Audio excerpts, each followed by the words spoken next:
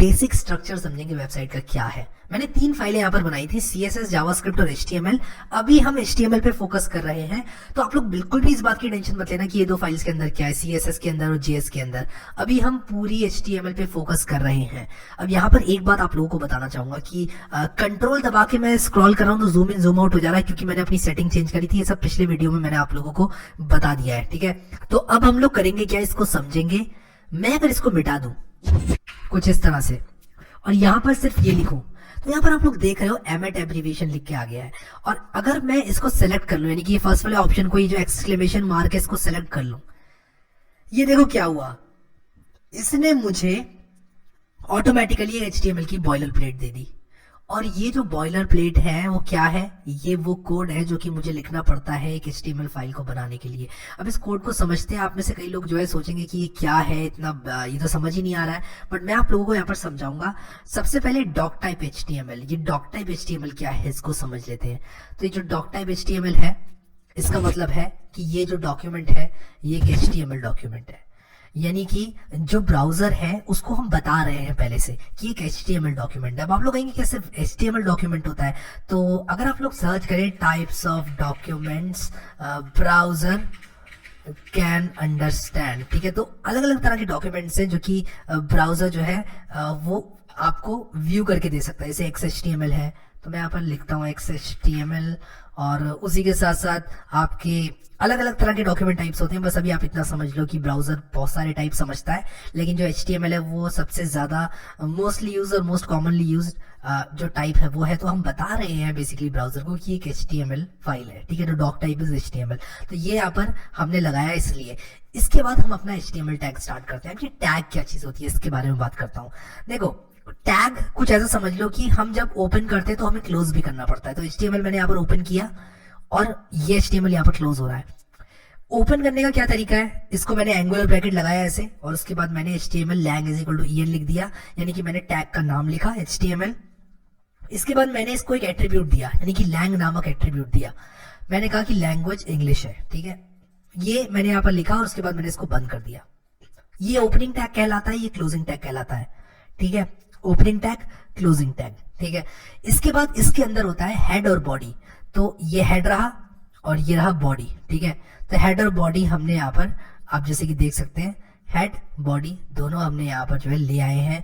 अब हेड के अंदर क्या होता है, बॉडी के अंदर क्या होता है, इसको समझते हैं। देखो, हेड के अंदर क्या क्या आता है इस बारे में बात करते हैं। हेड के अंदर वो सारे मेटा टैग्स आते हैं जो कि हमें एक वेबसाइट को डिस्क्राइब करने के लिए लिखने पड़ते हैं। अब ये मेटा टैग्स क्या होते हैं, मेटा टैग का मतलब होता है, मेटा का मतलब होता है इंफॉर्मेशन अबाउट इंफॉर्मेशन। जैसे कि अगर मैं यहाँ पर मेटा डेटा की बात करूं, मैं मेटा डेटा की बात करूं और मैं गूगल यूज करता रहूंगा, क्योंकि मुझे आदत है इस चीज की कि मैं कुछ भी समझा रहा हूं तो मैं याद करके ना बैठूं। मैं आपको रेफरेंसेस लेना भी सिखाऊंगा इस कोर्स के माध्यम से। तो यहाँ पर आप देख रहे हैं, a set of data that describes and gives information about other data. एक डेटा के बारे में डेटा को मेटा डेटा कहते हैं। उसी तरह ये मेटा टैग्स हैं, ये क्या करते हैं, जैसे कि आपकी वेबसाइट में कीवर्ड्स हैं, आपकी वेबसाइट में डिस्क्रिप्शन है, वो सारी चीजें जो है बताने में मदद करते हैं। तो मेटा टैग्स का ये काम होता है। यहाँ पर ऑलरेडी 3 तरह के मेटा टैग्स लिखे हुए हैं जिनको हम आगे देखेंगे, लेकिन अभी बस आप लोग इतना समझ लो कि इसमें मेटा टैग्स आते हैं। हेड के अंदर एक टाइटल जैसे कि आप लोग देख रहे हैं आता है, और उसी के साथ साथ अगर हम कोई एक्सटर्नल शीट लिंक कर रहे हैं वो भी आता है। तो अगर मुझे एक एक्सटर्नल स्टाइल शीट लिंक करनी है, जैसे कि मान लो मुझे एक्सटर्नल CSS शीट लिंक करनी है, जैसे मान लो मुझे ये harry.css लिंक करनी है, तो मैं यहाँ हेड के अंदर कर सकता हूँ। उसी के साथ साथ harry.js भी मैं हेड के अंदर लिंक कर सकता हूँ, लेकिन अभी मैं आपको लिंक करके नहीं दिखाऊंगा। अभी आप बस इतना समझ लो, मेटा टैग्स आते हैं, टाइटल आता है, और उसी के साथ साथ कुछ भी एक्सटर्नल शीट लिंक करनी होती है वो आती है, ठीक है, और हेड यहाँ पर हमारा बंद हो जाता है। अब एक चीज यहाँ पर VS कोड की खासियत आपको दिखाऊंगा। हम नोटपैड क्यों नहीं यूज कर रहे हैं, VS कोड क्यों यूज कर रहे हैं, क्योंकि यहाँ पर आप देख सकते हैं इस तरह से यहाँ पर मैं इसको क्लोज कर सकता हूँ, ओपन कर सकता हूँ। इसको कोड फोल्डिंग बोलते हैं। मैं यहाँ पर फोल्ड कर सकता हूँ इसको। मैंने हेड बंद कर दिया, आने वाले टाइम में मेरे बॉडी के अंदर बहुत सारा सामान आ जाएगा, इसलिए मैं बॉडी को बंद खोल कर सकता हूँ इस तरह से। तो ये काफी कन्वीनियंस हमको देता है जब हम VS कोड यूज करते हैं। अब बात करते हैं बॉडी। अगर मैं अभी इसको सेव कर लूं और मैं यहाँ पर लिख देता हूँ दिस इज टाइटल, सेव किया मैंने इसको, गो लाइव पे क्लिक किया यहाँ पर और मेरा लाइव सर्वर स्टार्ट हो जाएगा जैसे आप देख रहे हैं। मुझे यहाँ पर इस वेब पेज पर कुछ दिखाई नहीं दे रहा है, ऐसा क्यों?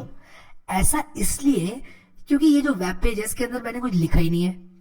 बट आप लोग आर्ग्यू करेंगे इतनी सारी चीजें तो लिखी हुई है, ये किस लिए थी?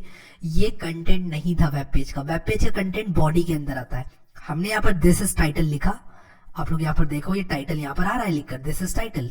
अगर मैं राइट क्लिक करके यहाँ पर व्यू पेज सोर्स में जाऊं तो ये जो सोर्स है वो मुझे यहाँ पर मिल जाएगा। इसको अभी आप इग्नोर करना, ये लाइव सर्वर एक्सटेंशन ने इंजेक्ट किया है कोड, तो इस कोड को आप इग्नोर कर देना। Code injected by live server, देखो इतना हमने लिखा है सिर्फ। तो आप लोग देख सकते हैं यहाँ पर हमारी बॉडी के अंदर कुछ भी नहीं था, इसीलिए यहाँ पर कुछ नहीं दिखाया जा रहा है। अगर मैं यहाँ पर बॉडी के अंदर लिख दूं ये मेरी बॉडी का कंटेंट है, अगर मैं कुछ इस तरह से लिख दूं तो यहाँ पर देखो ये मेरी बॉडी का कंटेंट है, यहाँ पर लिखकर आ चुका है और जो भी चीजें मैं यहाँ पर लिखूंगा वो मेरी यहाँ पर शो होती जाएंगी। बट आप लोग कहेंगे कि इस तरह की वेबसाइट्स को जरा देखो कितनी अच्छी दिख रही है और एक हमारी वेबसाइट देखो कितनी घटिया हमने बनाई हुई है। तो क्या हम भी इस तरह की स्टाइलिंग अचीव कर पाएंगे आने वाले टाइम में? डेफिनेटली कर पाएंगे और इससे अच्छी स्टाइलिंग मैं आपको अचीव करके दिखाऊंगा। बस अभी के लिए जितने टाइम में हम HTML सीख रहे हैं आप लोग इतना याद रखना कि जो जो मैं आप लोगों को बता रहा हूँ थोड़ा सा अगली दिखने वाला है, क्योंकि हमने यहाँ पर बिल्कुल भी कोई CSS इस्तेमाल नहीं करी है, कोई स्टाइल हमने इस्तेमाल नहीं किया है। तो आप लोग यहाँ पर इस बात को मद्देनजर रखते हुए अपनी कोडिंग करें कि अभी हम जो भी करेंगे वो बहुत अच्छा नहीं दिखने वाला है, लेकिन हम लोग CSS की मदद से अपने HTML को खूबसूरत बनाएंगे।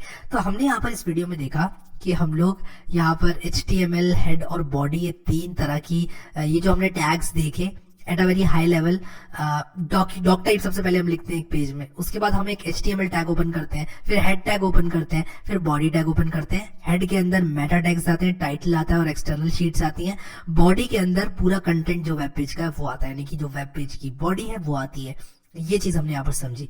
अब एक चीज मैं आप लोगों को यहाँ पर बताना चाहता हूँ, कभी कभी आप कुछ नोट्स लेना चाहेंगे अपने पेज के अंदर। जैसे मान लो मैं यहाँ पर लिखना चाहूंगा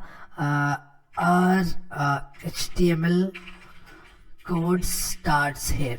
अब मैं अगर मान लो ये लिखना चाहता हूँ और मैं चाहता हूँ कि ये एग्जीक्यूट ना करे मेरा ब्राउजर, तो मैं कुछ इस तरह से लिख सकता हूँ।